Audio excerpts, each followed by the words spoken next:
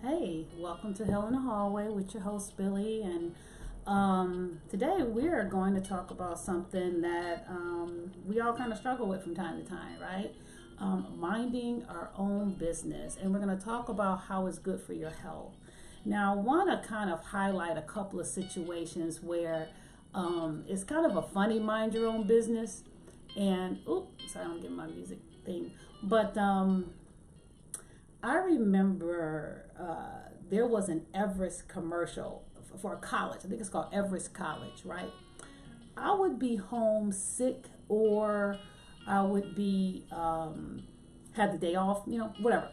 And this dude would come on the screen yelling at me, saying, "What you doing sitting on that couch? You ain't doing nothing anyway. You ain't got nothing else going on. You might as well sign up for school, without you being a bum." Like, it was horrible to watch this commercial. And I remember laying across the couch. I was probably sick if I was at home with my medicine, ginger ale and saltines. You know how we do it.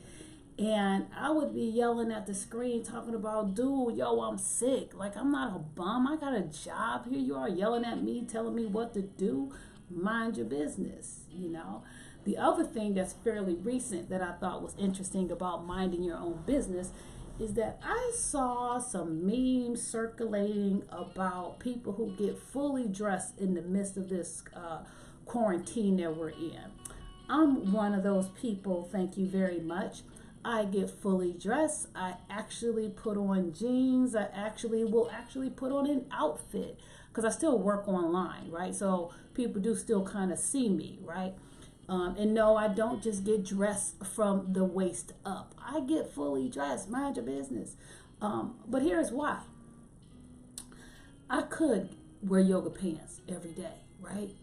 But if anybody knows anything about yoga pants, they lie and they tell lies from the pit of hell about how much weight you've gained. So while we're in this process of not being able to go out and be more physical and go to the gym like I normally would do, and I have access to at least, I don't know, 70 mini meals a day because that's all I can do at this point is snack and graze all day like like a cow.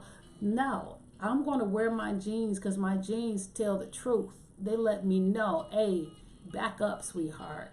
So dial it back from the table. Work out, walk up and down them stairs a few more times. So no, mind your business. For those people creating those memes about us folks who get fully dressed, which I will continue to do.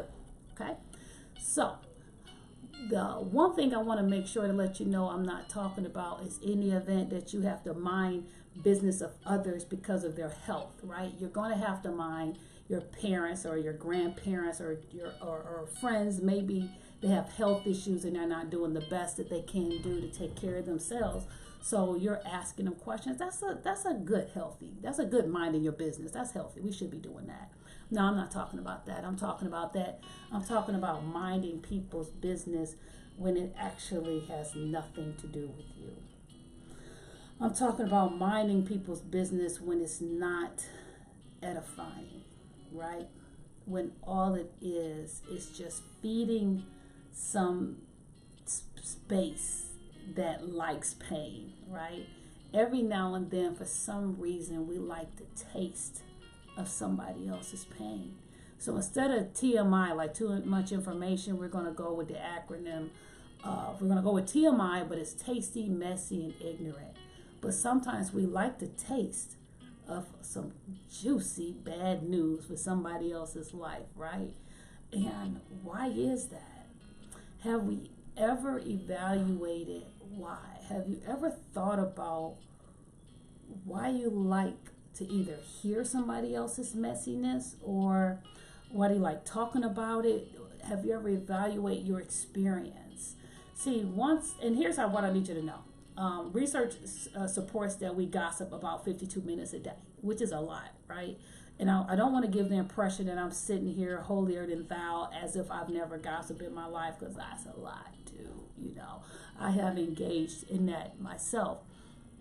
But I am constantly on the warpath with my tongue because I recognize that the spirit of life and death lives in it.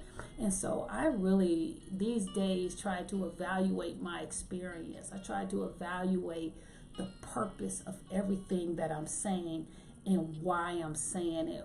And I'm even evaluating what's coming to me, right? As far as with the news or the information that people bring to me. So we have to spend time and evaluate what we're being told and evaluate how we feel about it, right? Because if we secretly enjoy it, what does that say about us? If we secretly enjoy the pain of others, does that mean that we are in such a dark place ourselves that in order for us to be lifted, we have to see somebody beneath us? That shouldn't be the case, right? So that's the one thing, right? Is that it's extremely tasty, right? Gossip is also messy, right? For some reason, we have turned the tides on what we enjoy to watch. Maybe not turned the tides. We probably always enjoyed it, but with the onslaught of reality TV, there's so much of it now, right? Reality television is all about messy, right? It's all about minding other people's business, and it's all about destructiveness of relationships. I'm really going to ask you to guard yourself and your spirit on those reality TV shows. I know it's junk TV. I do know that. But I really want you to think about what you're allowing into your spirit with that, right? Because what we tend to do is normalize that messiness. We start normalizing the fact that it's okay to talk about people in this way, that it's okay to be destructive to people's relationships, right? We start being that way. An individual who has a high self-worth doesn't intend to engage in that, right? So you can have a high self-worth, or you can have a high net worth. So what are the differences between the two? If you have a high net worth, your worth is external from you. And what does that even mean? It's your stuff, right? People who all they talk about is their clothes, or they talk about is their cars, or their the stuff on their cars, or all they talk about of how much stuff costs, and again, their name brands. And there's nothing wrong with name brands. Don't let me say that. Don't take that from this. It's more about that is what defines you. It's what's on the outside of you. If it's on what's on the inside of you, this would be where I get all these calls, right? Well, if it's really about what's on the inside of you, then you don't have a reason to talk about it so much, right? Because your value comes from within. A person who has high net worth, their value comes from outside of themselves. So if you take those things away, they don't exist. It's a shift for them, right? So you want to make sure you have a high self-worth, not just a high net worth. Now, I'm not out here trying to sell the idea of non-prosperity and we should be humble, poor people barely making it through, going bad. No, I'm not talking about that. You can have things, but things should not have you. And if you find that everything that defines you, it operates outside of you, you have a high net worth. It really should be a high self-worth. I look to develop my internal space so it's not impacted by my external environment. And that's a whole nother conversation for a whole nother day. I'm getting calls left and right today. This is crazy. So if you have a high sense of self-worth, that helps you navigate the world a little bit easier, right? So we talked about it being tasty. We talk about it being messy for some reason, and how we enjoy the messiness of other people's stories. And now let's talk about the fact that it's ignorant, right? And I don't mean ignorant in the way that we typically use the word like, oh, she's ignorant. No, I'm not talking about that. I'm talking about it in the way that for the most part, we don't know what we're talking about. See, the true definition of ignorance is not knowing. We usually don't know the full story. We usually take a piece of sand and we create a beach we usually have no idea what we're talking about. We usually don't have the context as to why something is happening or why something is occurring or why they're doing a certain thing. We usually are outside of the circle of information when it comes to that, right? So we are really speaking outside of our out of our ignorance, and we have to guard against that, right? Because we can create seeds of destruction in other people's lives when we're not fully aware of what's going on and why, right? So instead of operating in stuff that's tasty, messy, and ignorant, we should really, when we encounter messiness like this, we should look to restore, redeem, and reclaim. What does that have to do with messy? Well, let me tell you what it has to do with minding people's business. I'm going to hear information all the time. It's just what happens. So if I'm going to seek to restore, if I get some juice about somebody else, I'm like, wow, I wonder what I can do to help that person. I wonder how I can help edify them and lift them up, right? And guess what? I'm not talking about just people who I like, right? There are people who I don't like, who I want to learn how to edify and lift, because it is so easy to give grace to people that you love. It is not easy to give grace to people who you don't care for anymore. The other one is, so that's restore. The other thing we want to look to do is redeem, right? How do we redeem a person? When we are receiving news about a particular person, maybe we can look to try to redeem them. And maybe we can operate with, wow, that's really messed up that's going on in that person's life.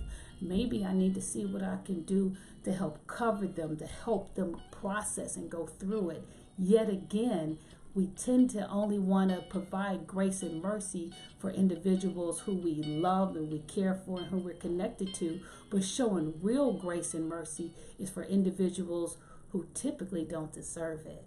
That says a lot about your own personal growth, not just about theirs, right? The last one is reclaim.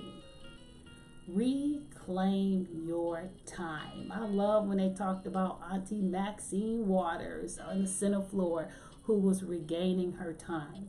Regain it back, because you lose your valuable time, right? And we're allowing this spirit of gossipness get into us. It is actually muddying our own self-concept, right? So reclaim your time back. You don't have to waste time dealing with other people's pain, right? And in reclaiming it, you can say stuff like, wow, that's really messed up. I'm sorry that happened. I hope, and here's what's risky. I hope that if I had that going around, that was happening to me, that people wouldn't be talking about it. I hope that's the case if it was me. Because see, it's always a matter of time before it's you, right?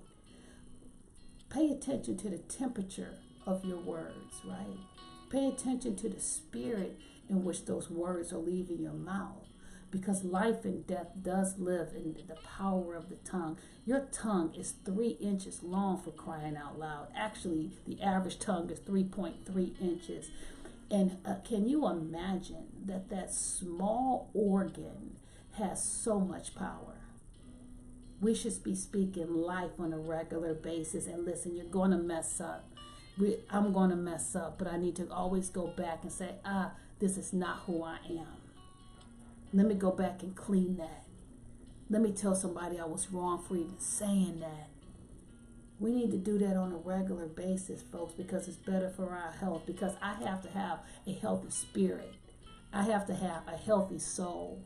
I have to have a healthy mind. Always remember, folks, it is just not about the destination in our lives. It is also about revelation.